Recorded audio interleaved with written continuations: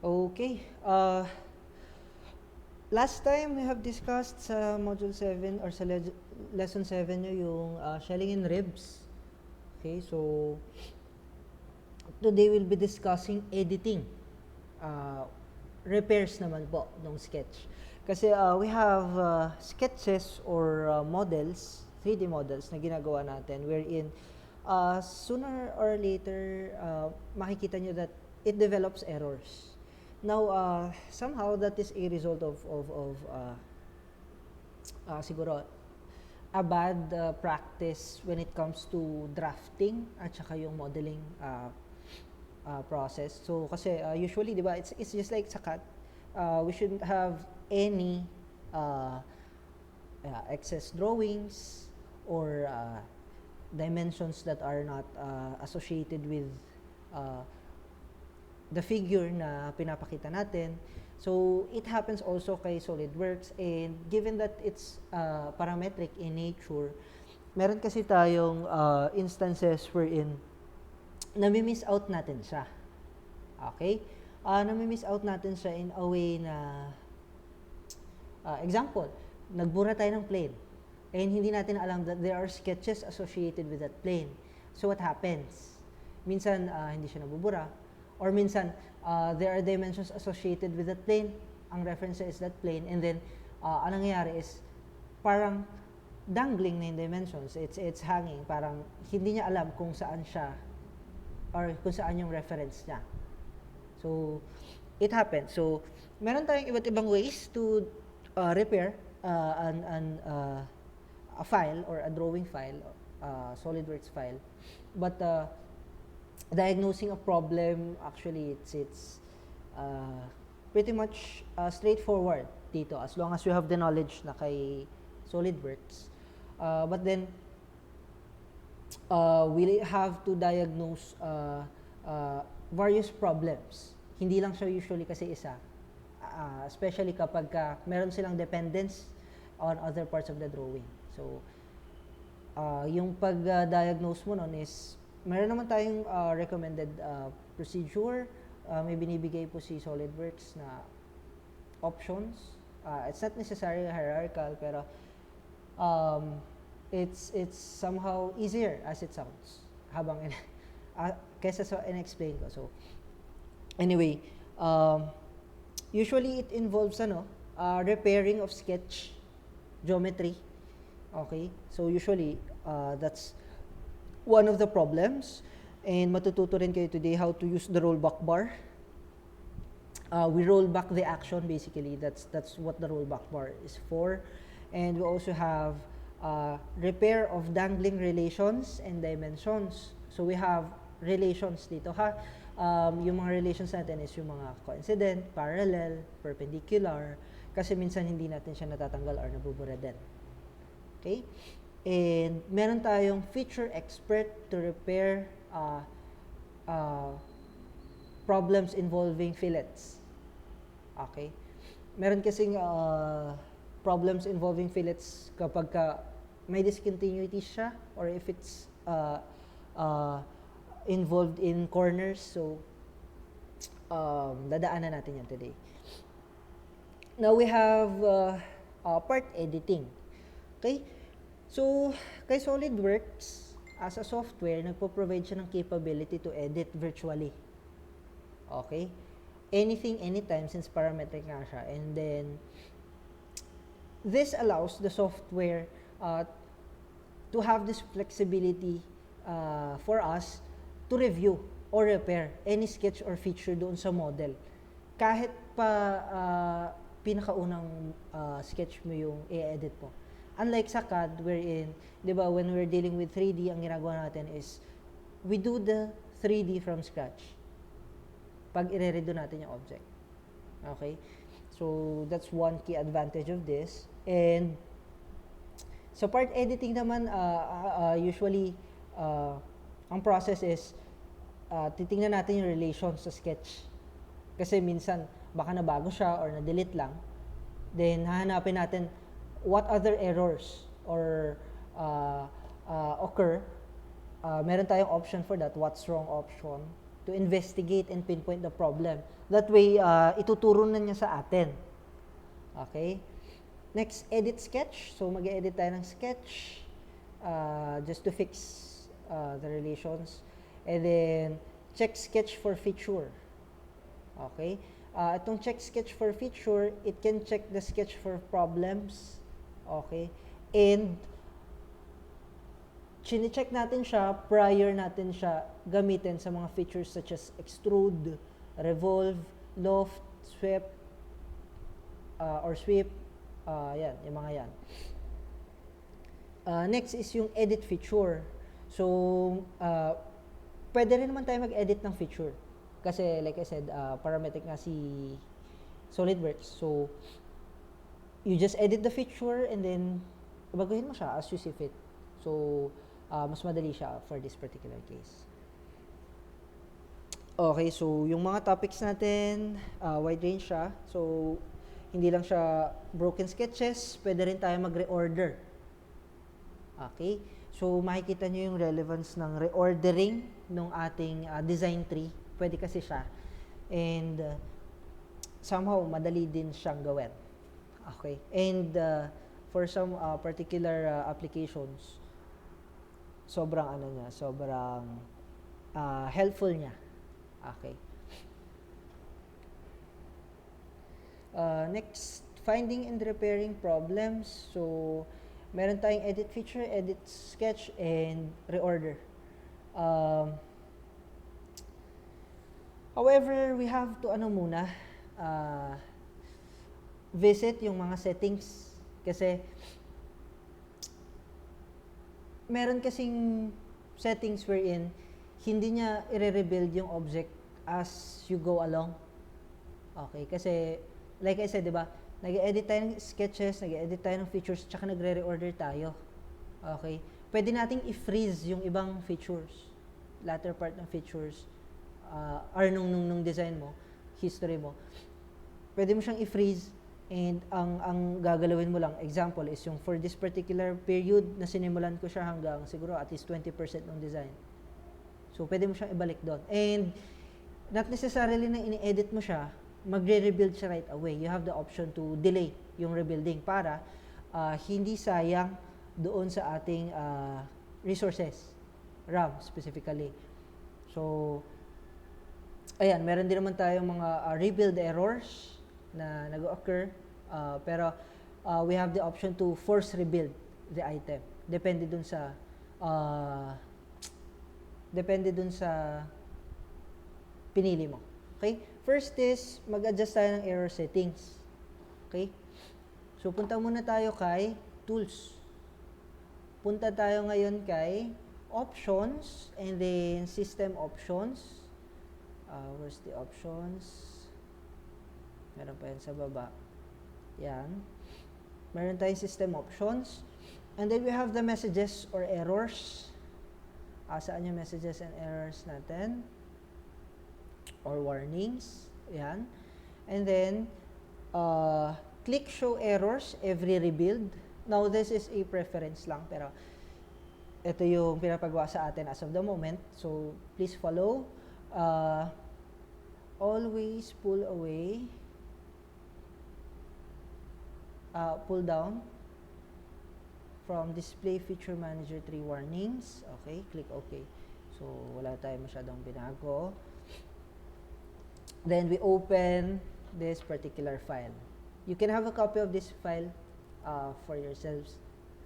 Yan. So, this part was built and saved with numerous errors. Okay? So, makikita nyo dito, nag-display ng dialog box or message box yung ating feature failure. Okay? And makikita nyo dito kung ano yung mga mali. It's indicated by the error. Yan. And yung warning, ano lang naman ito, para precautionary siya. So, you'll have to visit this one as well. Hindi lang yung mga error portions. Okay? Next, ano yung what's wrong dialog box? Ito yun. Okay? It lists all the errors in the parts. Okay? broken down siya into errors and warnings as I've as you've seen here, as I've discussed a while ago. And for us to start exploring, may makikita kayong mga question mark. Tama? And itong mga question mark na ito, if you point the mouse dyan and sinelect nyo, sorry, wala tayong internet, pero it can give you online help regarding the errors. And pwede rin nating isort itong itong error type natin. Okay? Ayan, sorted na siya kapag kinlik nyo. So, ayan. Next, meron tayong description portion. Itong description portion natin, it gives you parang an idea kung bakit siya mali. Okay? Kung paano natin siya i-rectify. Pero, we'll get into that later. So, we can also customize pala itong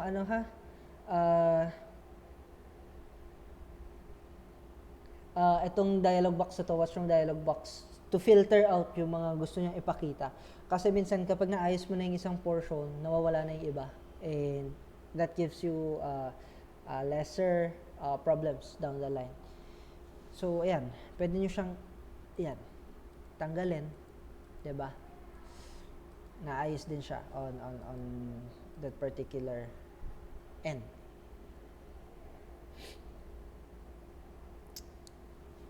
So, punta tayo kay Feature Manager Design Tree.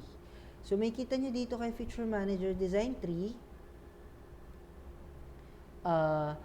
na meron tayong errors almost on all of the features and all of the features na naka-reflect dito.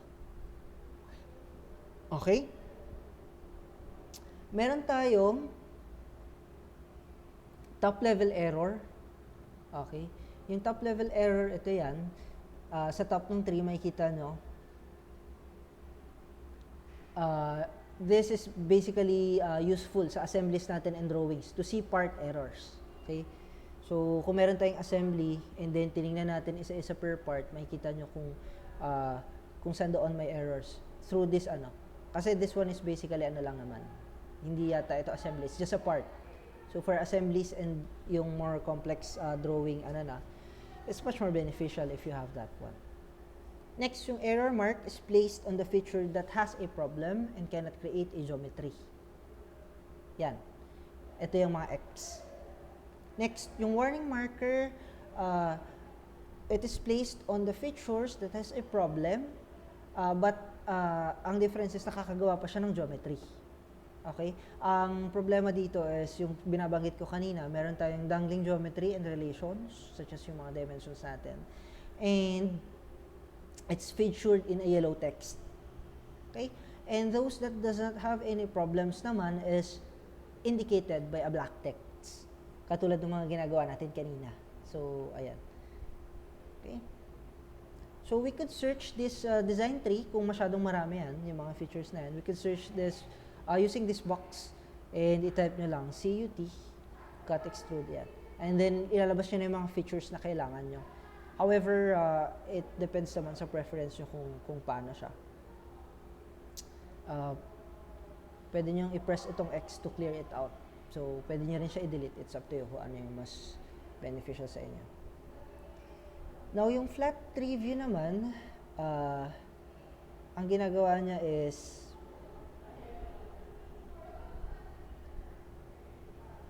yung 2D sketches and 3D sketches are not absorbed doon sa features. Okay? Tingnan niyo yung difference. Control T. Sorry. Part icon.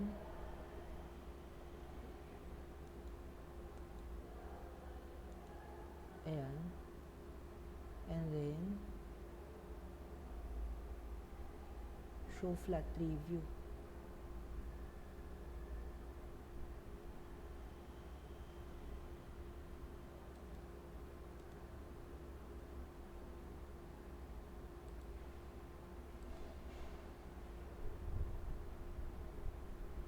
So, nakita nyo, naka-breakdown siya kung paano nyo siya ginawa. So, that's basically the flat review. Okay? But I usually prefer it kasi na hindi naka-flat review. So,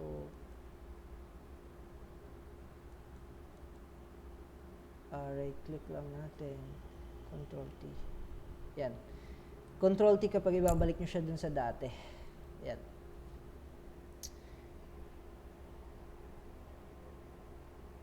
So, where do we begin in rebuilding? So, first, meron tayong tinatawag kasi na parang sequence. So, we usually start or we should start doon sa top ng tree, sa pinaka-umpisa. Okay?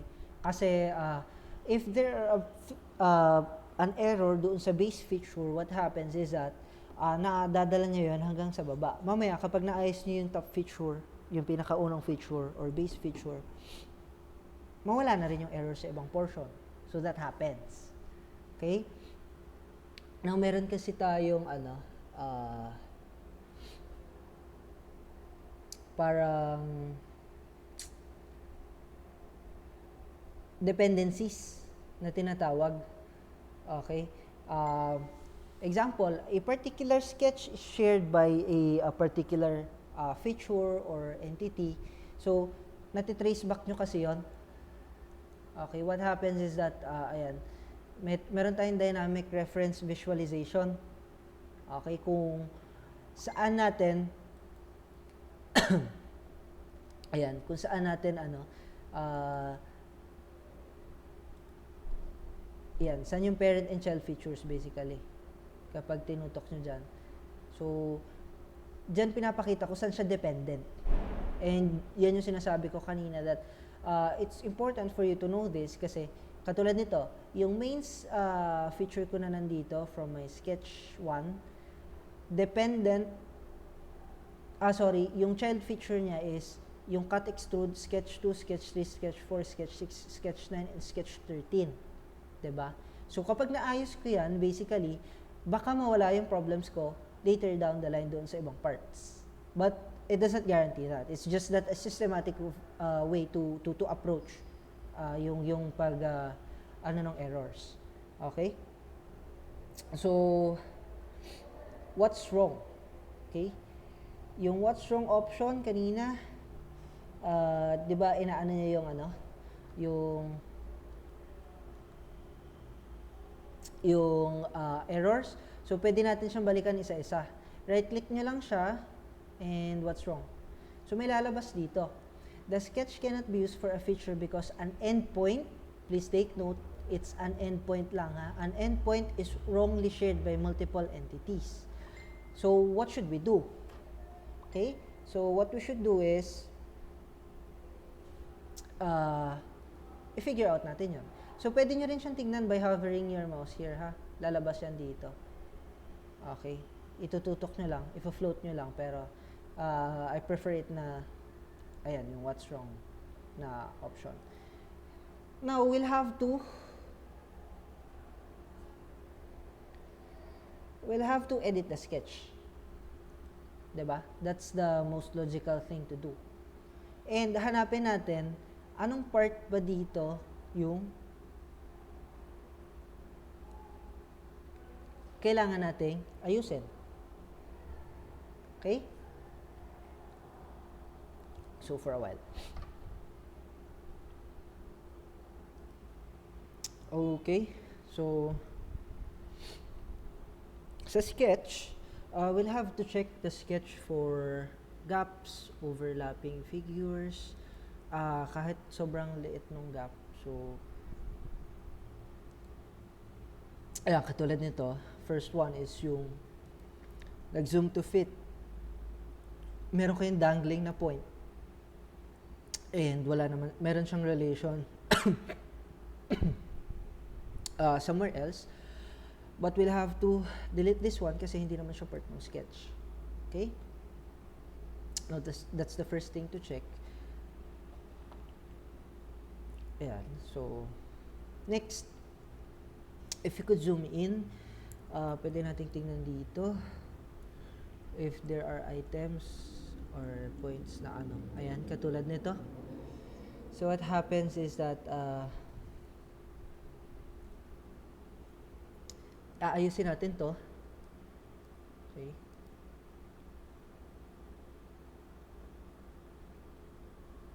May sobra tayong line. So we'll have to delete this one. That's another issue. Next is overlapping lines.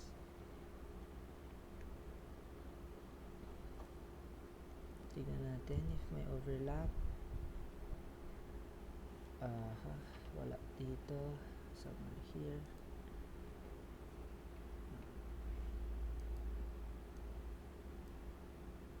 Check natin baka may overlapping.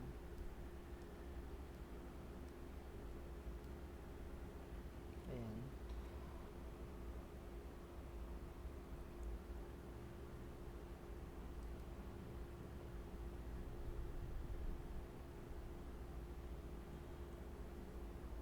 Let's check the sketch. Ayan. This is another problem. May sobra. Tapos hindi nagtikit. Yan. So, warning na lang siya. The problem is what? Ano pang meron? Check natin lahat ng corners.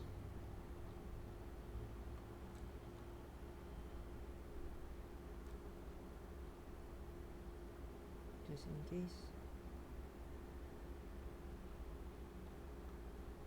Okay, tingnan natin what's wrong.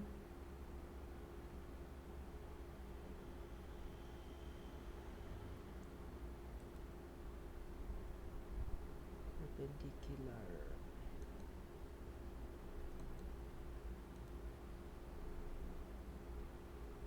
So this is dapat equal ito for a while ha.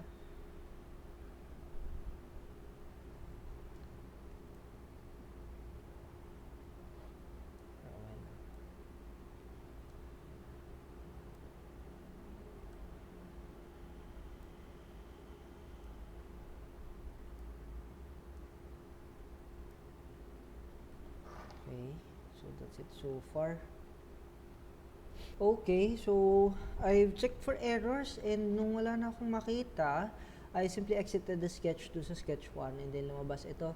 So tinatanong niya if merong feature doon sa sketch 2 na merong warning. So do we rebuild or do we continue and ignore the error? So let's check. Let's stop and repair. Okay? Nung nakita nyo, yung first sketch, wala nang problema. Na-edit na natin, natanggal na natin lahat ng problema.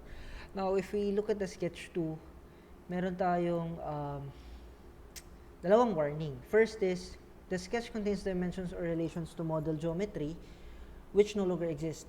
Consider deleting dangling sketch entities, mga dangling lines or dimensions, and edit the model to restore the missing geometry. And sa extrude, failure to cut due to geometric condition. Okay? So that's it so far.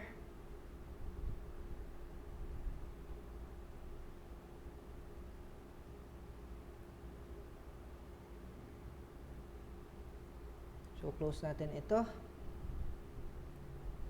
So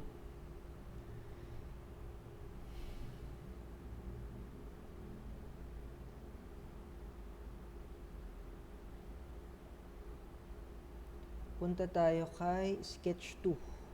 Alright? Okay.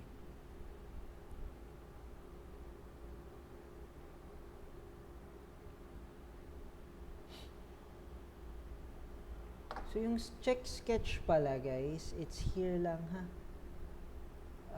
Help. Search command.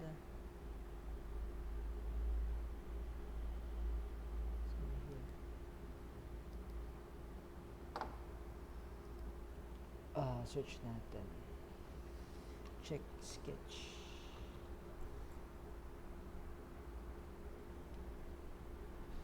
So, wala. Anyway, sige. Meron kasi siya dapat dito.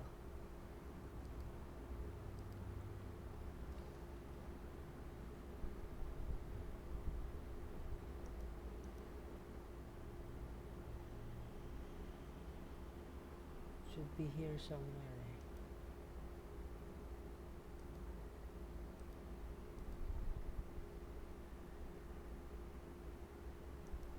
Sketch. Anyway, punta muna tayo sa sketch nito. Let's go to sketch 2. So makikita nyo, the problem with the sketch 2 is what? Meron tayong dangling. Ayan o. Meron tayong dangling dimensions. Okay. The sketch contains what? Dimensions, which are, ayusin lang natin. Ito ay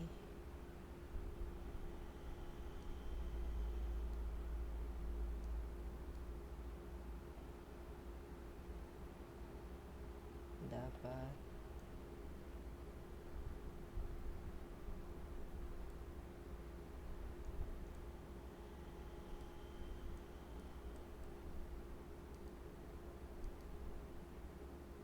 collinear.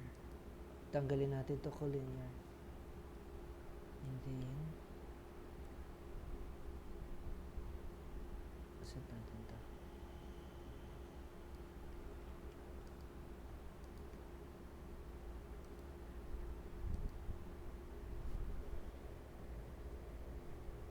Check sketch for a while, ha?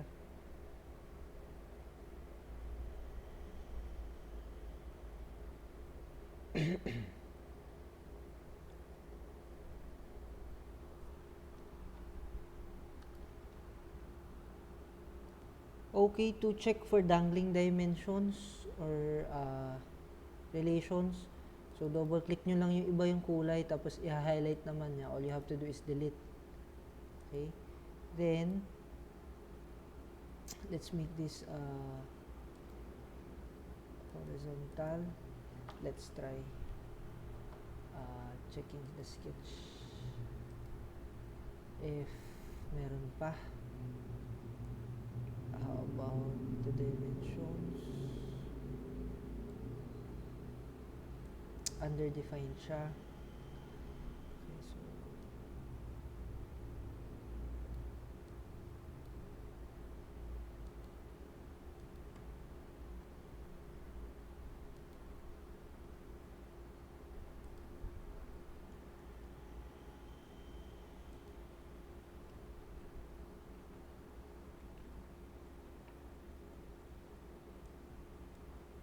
so okay, dangling dimensions. Okay.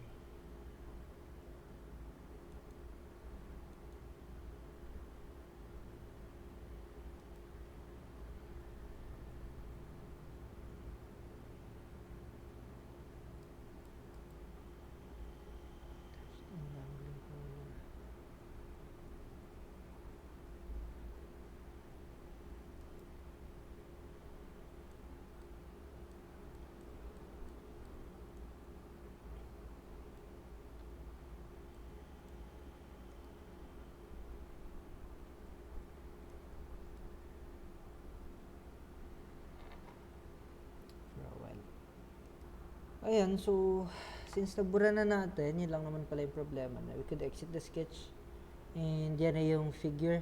Makikita nyo mawawala na, right? Now, makikita nyo itong blue bar, ito yung rollback bar na tinatawag. Diba kanina nag-stop and repair tayo? So, ang ginawa niya is ni-rollback niya lahat ng action. So, lahat ng naka-gray out dito sa lower portions, they are parang suppressed. Okay, naka-freeze yan. Hindi sila magre-rebuild kaagad. Unless, magawa mo lahat ng kailangan for the repair. Now, for you to roll forward, you just drag it kung saan mo siya gusto. Yan, kung makikita nyo, sa shell, nung ni-rebuild siya, wala nang problem. Sa plane 2, wala na rin. Sa rib, wala na rin. Sa cut extrude, let's check what's wrong here. The plane used by the sketch is missing and cannot be accessed. You can use command edit sketch plane and add. Okay.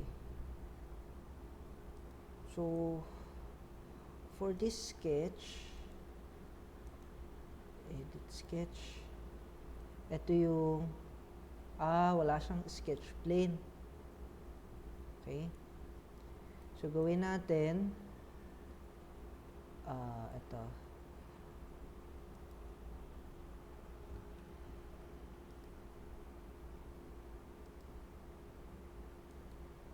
Right click. Gawa tayo sketch plane.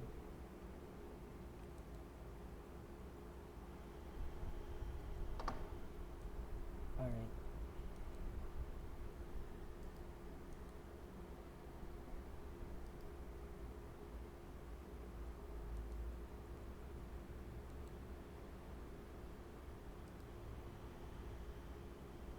Edit sketch plane.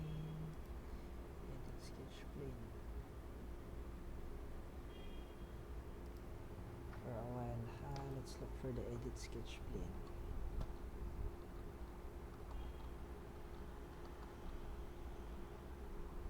So, sige, lagyan na lang natin siya ng sketch plane. Reference geometry. Okay, wait lang. Sketch.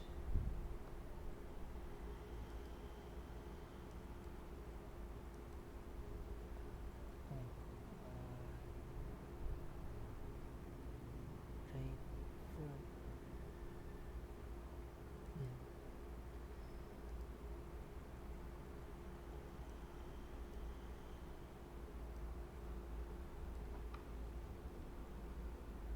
So we could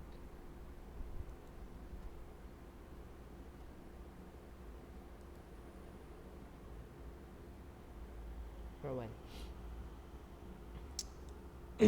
Okay, for this particular portion, let's just edit the sketch plane. Right click nyo lang yung sketch, then edit sketch plane.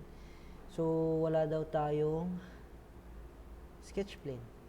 So, maglagay tayo ng sketch plane niya. So, what do? We delete the missing plane, and then, we select an arbitrary sketch plane. Kunyari ito. And then, yan. Meron na siyang sketch plane. And then, we roll forward once more. Then, anong problema dun sa roll forward? Chamfer, wala namang problema. Cut extrude, wala na rin problema.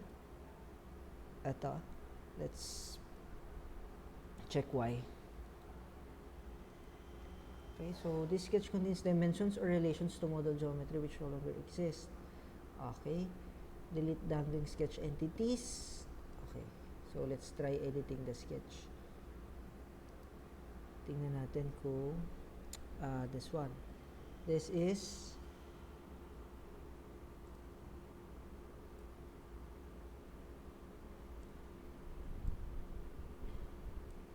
a dangling dimension, right? So, what do we do for a while?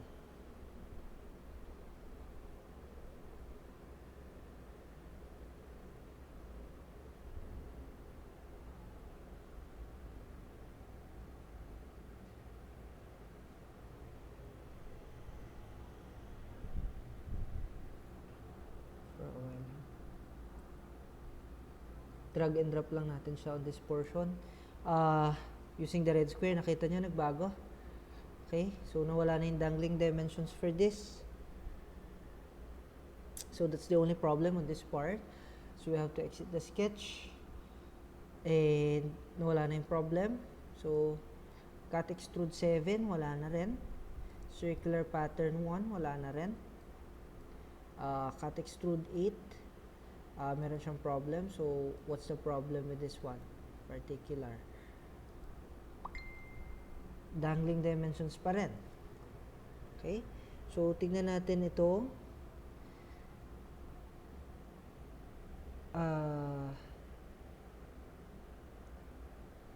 Problem niya.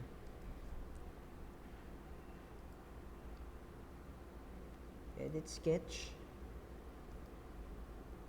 So, what's wrong? Nakaano siya.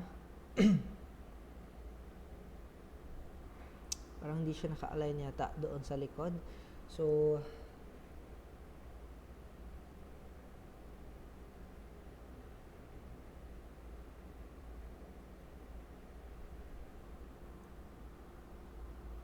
for a while, it's concentric and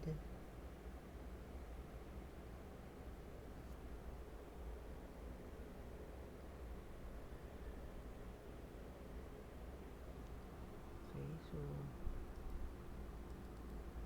tignan natin. Wala namang problem. Reattach relation. Okay, for a while.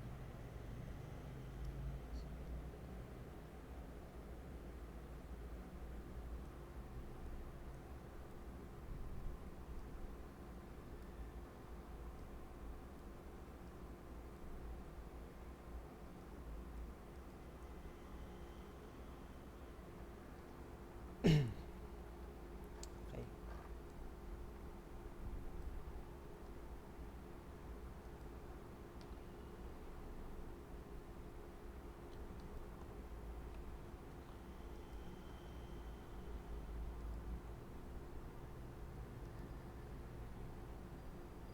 It's dangling pa rin. That's wrong. For a while. Okay, so since this one is a dangling dimension, ang requirement nito is if i-fit, or sorry, i-concentric itong circle na ito dun sa butas kasi dito siya ginawa dapat. So, hindi dapat siya floating. So, all we have to do is delete this one, then set up a relation dito. Yan natin silang concentric. And that makes it what? Yan. Yan din sa kabila. Ano lang natin siya sa likod. Yan. And then, concentric. Yan. So, fully define siya. Alright. Can we try exiting the sketch? Yan. So, wala nang error dun sa sketch 13 tsaka cut extrude 8. Let's go with the fillet. So, yung first fillet, yung corners, okay naman, walang problema. However, for the second fillet, merong error.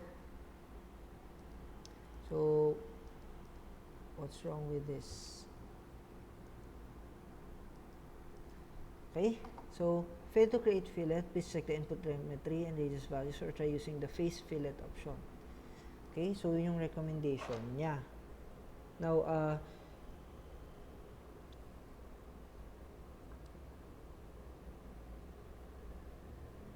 let's check the preview. Okay, check natin yung preview. So, ma-identify natin kung saan ba mismo nagka-problema. Yan. So, ayan. For a while, mali ako na napindot. Okay. Ayaw ng preview symbol. Anyway, let's figure this out.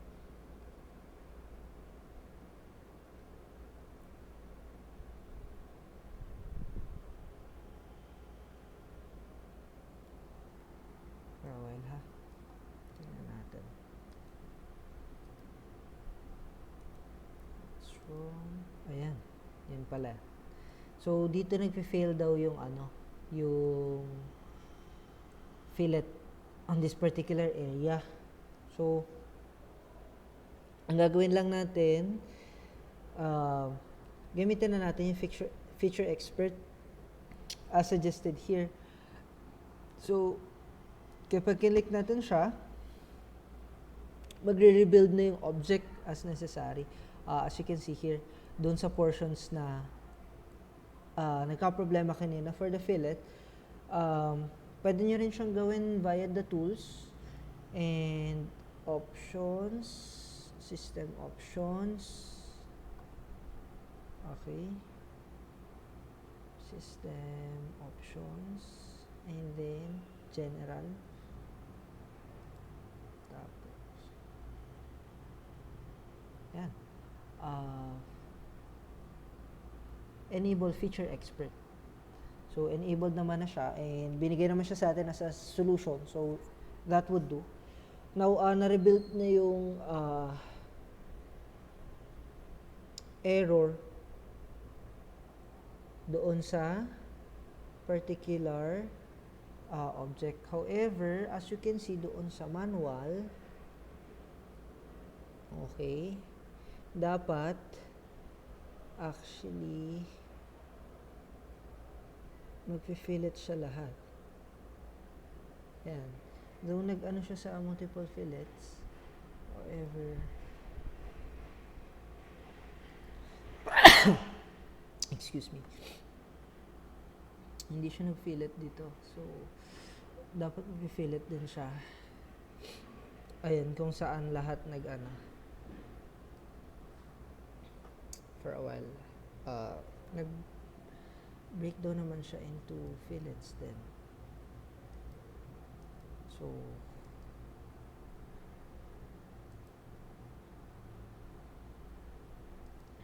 what's wrong?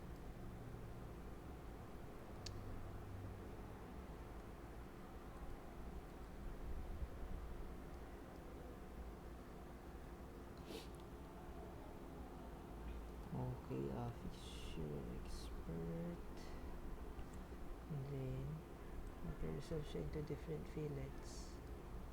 Ayun, okay. So, ni-roll forward lang. So, may fillet din siya dun sa ibang parts. Sakto na. Okay? So, that's how you troubleshoot or you diagnose yung or edit repairs. So, medyo matrabaho siya, yes, pero in the first place, you wouldn't end up here if you hadn't created mistakes, especially dun sa drawing part. And usually naman, before you proceed or move on to other parts of the drawing, especially into the more detailed one, yung mga features natin, ino-notify niyo na kaagad kayo if there's something wrong with the drawing. And this one, kaya medyo matrabaho siya, this was intentionally saved with those errors for the sake of illustration. Pero, ano lang talaga siya, you just have to explore. And ano naman siya, may mga dependencies naman siya. So, kapag naayos yung iba, as we have kanina, magkakaano na rin siya. Mag-a-adjust na rin siya automatically without you forcing anything doon sa model. So, ayan. Freezing features. So, meron din tayong freeze bar na tinatawag. Useful ito if you want to delay rebuilds, especially when there's configurations involved. Okay? So,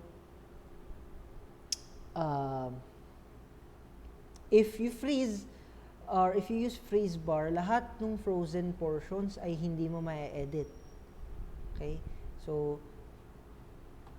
punta lang tayo sa tools ulit, options, and then punta tayo sa system options, general, enable natin yung freeze bar. Okay? So, makikita nyo, the freeze bar is color yellow. So, kung makikita nyo dito, yan, hindi nyo ma-edit yung main feature, nakalock siya. Ayan, oh. Kahit anong gawin mong edit, walang lalabas na edit if you have enabled your freeze bar. So, yan. Somehow, this is beneficial if we want to delay yung pag-rebuild ng object kasi minsan matrabaho siya. So, yun yung problem. And, intensive siya sa resources. So, that's the purpose of the freeze bar.